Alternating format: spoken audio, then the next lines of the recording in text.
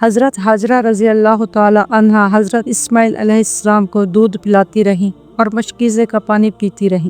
جب پانی ختم ہو گیا اور بچہ بھی پیاس سے بلک اٹھا تو آپ رضی اللہ تعالی عنہا تڑپ اٹھی۔ حضرت عبداللہ بن عباس رضی اللہ تعالی عنہ سے مروی ہے کہ حضور نبی کریم صلی اللہ علیہ وآلہ وسلم نے فرمایا کہ حضرت حاجرہ رضی اللہ تعالی صفا اور مروہ کے 7 چکر لگائے، اور اسی وجہ سے لوگوں کو بھی صفا اور مروہ کے درمیان سعی کرنے کا حکم ہے۔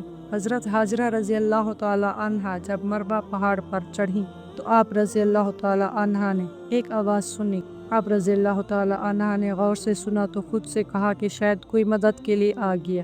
پھر آپ رضی اللہ تعالی عنہا نے دیکھا کہ زمزم کے پاس ایک فرشتہ کھڑا ہے جس نے اپنی ایڑی کی مدد سے زمین کو کھودا، پھر اس زمین سے پانی کا چشمہ نمودار ہوا۔ آپ رضی اللہ تعالی عنہا نے مٹی سے پانی کے گرد حوض بنایا اور مشکیزے کو بھرنا شروع کیا۔ آپ رضی اللہ تعالی عنہا چلو سے پانی ڈالتی، جب چلو میں پانی لیتی تو پانی مزید ابل پڑتا۔ پھر حضرت حاجرہ رضی اللہ تعالی عنہا نے پانی پیا اور حضرت اسماعیل علیہ السلام کو دودھ پلایا۔ فرشتے نے آپ رضی اللہ تعالی عنہا کو مخاطب کرتے ہوئے کہا کہ غم نہ کریں، یہ اللہ کا گھر ہے جسے یہ بچہ اور اس کا باپ عصر نو تعمیر کریں گے، اور اللہ عز و جل اس کے خاندان کو ضائع نہیں کرے گا۔ بیت اللہ شریف اس وقت زمین سے ٹیلے کی طرح بلند تھا۔ سیلاب آتا تو اس کے دائیں بائیں مٹی بہا لے جاتا اور خانہ کعبہ اسی حالت میں رہا۔ حضرت حاجرہ رضی اللہ تعالی عنہا اپنے بیٹے حضرت اسماعیل علیہ السلام کے ساتھ وہاں قیام پذیر رہی۔ اس دوران قبیلہ جرہم کے کچھ لوگوں کا گزر وہاں سے ہوا۔ یہ لوگ قضاء سے واپس آ رہے تھے اور انہوں نے مکہ مکرمہ کے نچلی جانب قیام کیا۔ اس دوران انہوں نے کچھ پرندوں کو دیکھا جو منڈلا رہے تھے۔ یہ لوگ سمجھ گئے کہ یہاں نزدیک پانی کا چشمہ ہے جہاں یہ پرندے منڈلا رہے ہیں۔ انہوں نے پانی کی تلاش کے لیے 2 لوگ بھیجے جنہوں نے پانی ڈھونڈ لیا۔ جب یہ لوگ اس چشمے کے نزدیک پہنچے تو دیکھا کہ حضرت حاجرہ رضی اللہ تعالی عنہا پانی کے نزدیک موجود تھی۔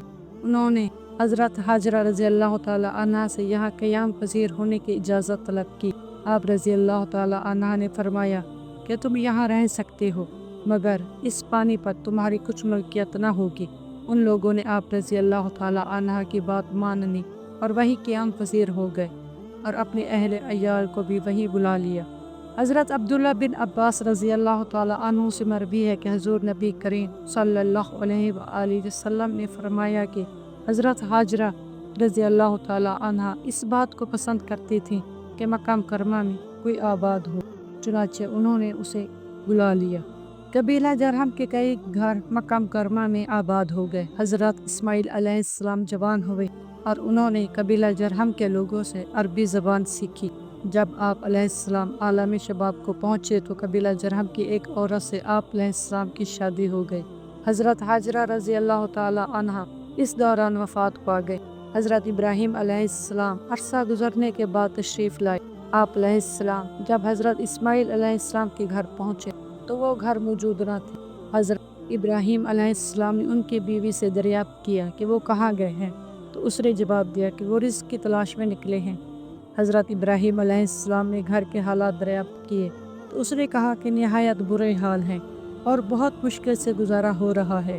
حضرت ابراہیم علیہ السلام نے فرمایا کہ جب تمہارا شوہر اور میرا بیٹا گھر آئے تو اسے میرا سلام کہنا اور کہنا کہ گھر کی چوکھٹ بدل لے۔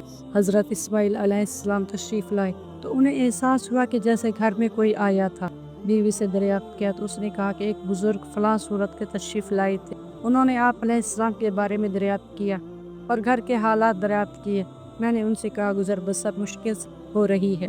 انہوں نے کہا کہ میرا سلام آپ سے کہوں اور کہوں کہ گھر کی چوکھٹ بدل دیں۔ حضرت اسماعیل علیہ السلام نے فرمایا کہ وہ میرے والد تھے اور انہوں نے گھر کی چوکھٹ بدلنے کا جو حکم دیا ہے اس کا مطلب ہے کہ میں تمہیں طلاق دے دوں۔ چنانچہ آپ علیہ السلام نے اسے طلاق دے دی اور قبیلہ جرہم کی ایک اور عورت سے شادی کر لی۔ حضرت ابراہیم علیہ السلام ایک عرصہ گزرنے کے بعد وہاں دوبارہ تشریف لائے۔ حضرت اسماعیل علیہ السلام اس وقت بھی گھر نہ تھے۔ آپ علیہ السلام نے ان کی بیوی سے دریافت کیا تو اس نے کہا کہ وہ رزق کی تلاش میں نکلے ہیں۔ آپ علیہ السلام نے دریافت کیا کہ تمہارے گھر کے حالات کیسے ہیں؟ اس نے کہا کہ اللہ عز و جل کا شکر ہے، ہمارا گزر بسر نہایت اچھا ہو رہا ہے۔ حضرت ابراہیم علیہ السلام نے دریافت کیا کہ تم کیا کھاتی ہو؟ اس نے کہا کہ ہم گوشت کھاتے ہیں۔ آپ علیہ السلام نے دریافت کیا کہ تم کیا پیتے ہو؟ انہوں نے کہا کہ ہم پانی پیتے ہیں۔ آپ علیہ السلام نے ان کے لیے دعا فرمائی کہ اے اللہ ان کے گوشت اور پانی میں خیر و برکت عطا فرما۔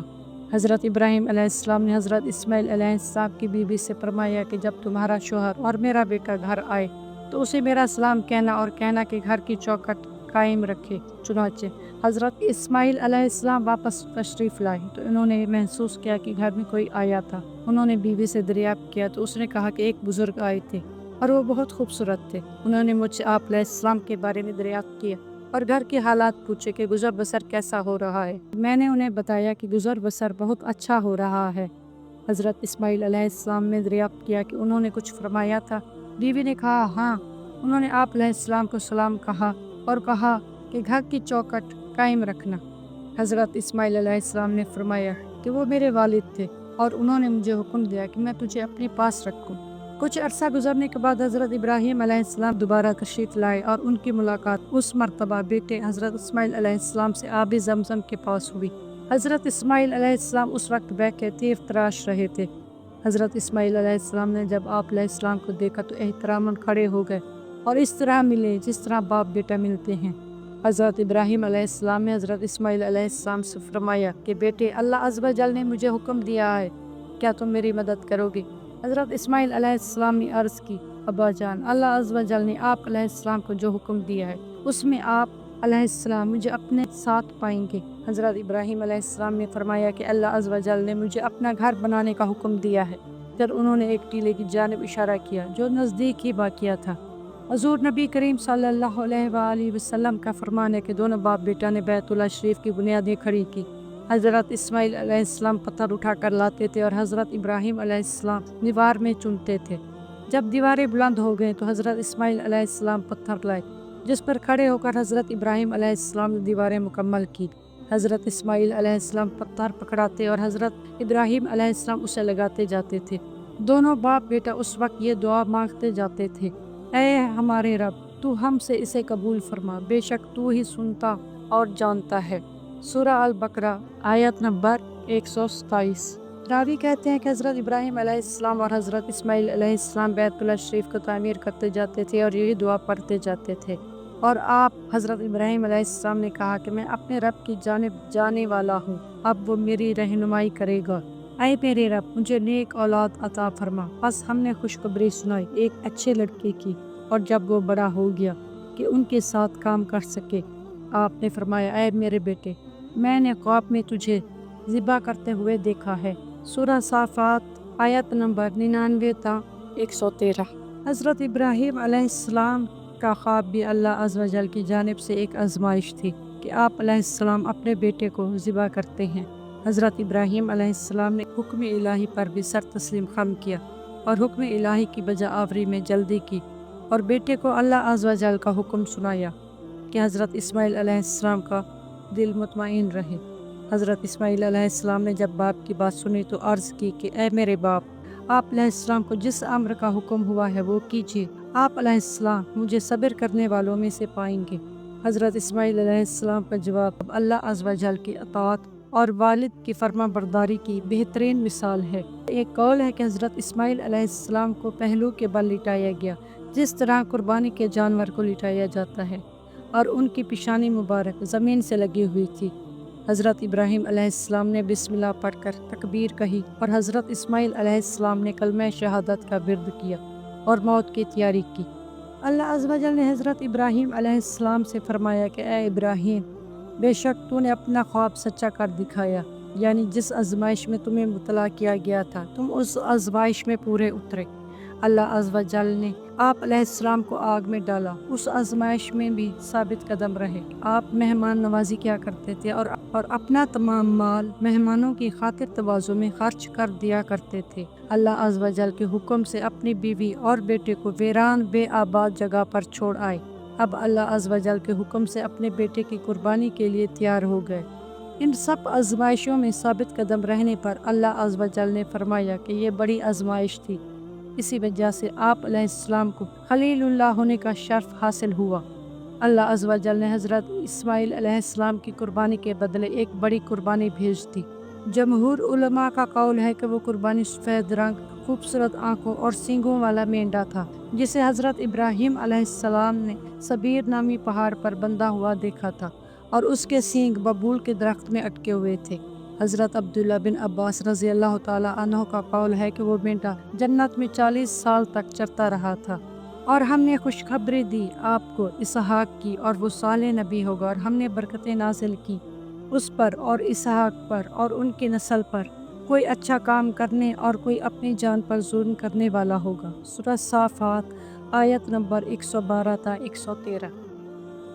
حضرت ابراہیم علیہ السلام اور حضرت سارہ رضی اللہ تعالیٰ عنہا کو یہ خوشخبری اس وقت دی گئی جب آپ علیہ السلام حضرت لوط علیہ السلام کی فاجر، فاسق اور مشرک قوم کو تباہ و برباد کرنے کی غرض سے مدائن تشریف لے جا رہے تھے۔ حضرت سارہ رضی اللہ تعالیٰ عنہا بولی کہ میں بوڑھی اور بانجھ ہوں اور میرے شوہر بھی بوڑھے ہیں، یعنی میرے ہاں بچہ کیسے ہو سکتا ہے؟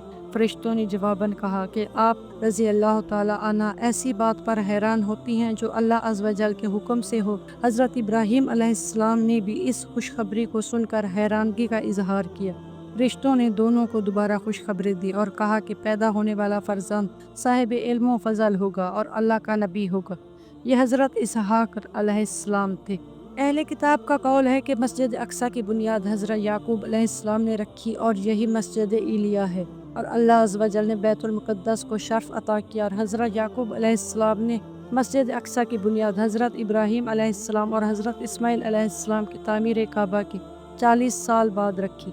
دونوں مساجد کی تعمیر حضرت اسحاق علیہ السلام کے بعد ہوئی، اس لیے حضرت ابراہیم علیہ السلام نے بارگاہ الہی میں جب دعا کی تو یوں فرمایا اور عرض کی ابراہیم علیہ السلام نے کہ اے میرے رب، اس شہر کو امن والا بنا اور بچا مجھے اور میرے بچوں کو بتوں کی پوجا سے۔ سورہ ابراہیم آیت نمبر 35 تا 41۔ بیت المقدس کی تعمیر کے متعلق حضرت سلیمان علیہ السلام بن داؤد علیہ السلام کی جانب بھی نسبت ہے، جیسا کہ صحیح احادیث سے ثابت ہے۔ بس اس سے مراد یہ ہوا کہ انہوں نے نئے سرے سے اسے تعمیر کیا، کیونکہ پہلے بیان ہو چکا ہے کہ دونوں کی تعمیر کے دوران 40 سال کا عرصہ ہے۔ ابن عساکر رحمۃ اللہ علیہ نے اہل کتاب کی مختلف روایتوں کا حوالہ دے کر حضرت ابراہیم علیہ السلام کے وصال کے وقت ملک الموت کے آنے کی خبروں کو مختلف انداز میں بیان کیا ہے۔ واللہ اعلم۔ حضرت ابراہیم علیہ السلام کا وصال حضرت داؤد علیہ السلام اور حضرت سلیمان علیہ السلام کی طرح اچانک ہوا۔ اہل کتاب کا بیان اس سے یکسر مختلف ہے۔ اہل کتاب کا قول ہے کہ حضرت ابراہیم علیہ السلام بیمار ہوئے اور آپ کا انتقال 175 برس کی عمر میں ہوا۔ حضرت ابراہیم علیہ السلام کو حضرت سارہ رضی اللہ تعالیٰ عنہ کے پہلو میں دفن کیا گیا ہے۔ آپ علیہ السلام کی کفن و دفن کا انتظام حضرت اسماعیل علیہ السلام اور حضرت اسحاق علیہ السلام نے کیا۔ حضرت ابو ہریرہ رضی اللہ تعالیٰ عنہ سے مروی ہے کہ حضرت ابراہیم علیہ السلام پہلے شخص ہیں جنہوں نے پاجامہ پہنا، بالوں میں مانگ نکالی، زیر ناف بال صاف کیے اور قدوم میں 120 برس کی عمر میں ختنہ کیا۔ اس کے بعد آپ علیہ السلام 80 برس تک زندہ رہے۔ حضرت ابراہیم علیہ السلام ہی پہلے شخص ہیں جنہوں نے مہمان نوازی کی، اور سب سے پہلے آپ علیہ السلام کے ہی بال سفید ہوئے۔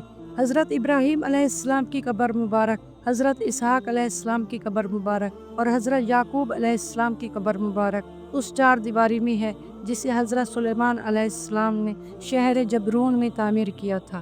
بنی اسرائیل میں نسل در نسل یہ بات چلی آ رہی ہے، اور محققین کا بھی یہی کہنا ہے کہ حضرت ابراہیم علیہ السلام کی قبر مبارک اسی 4 دیواری میں ہے جسے حضرت سلیمان علیہ السلام نے تعمیر کروایا تھا۔ جی تو دوستو، یہ تھی آج کی ویڈیو۔ اگر آپ کو ویڈیو پسند آئی ہو تو اس ویڈیو کو لائک ضرور کیجیے گا اور چینل کو سبسکرائب کرنا مت بھولیے گا۔ ملتے ہیں کسی اگلی ویڈیو میں، تب تک کے لیے اللہ حافظ۔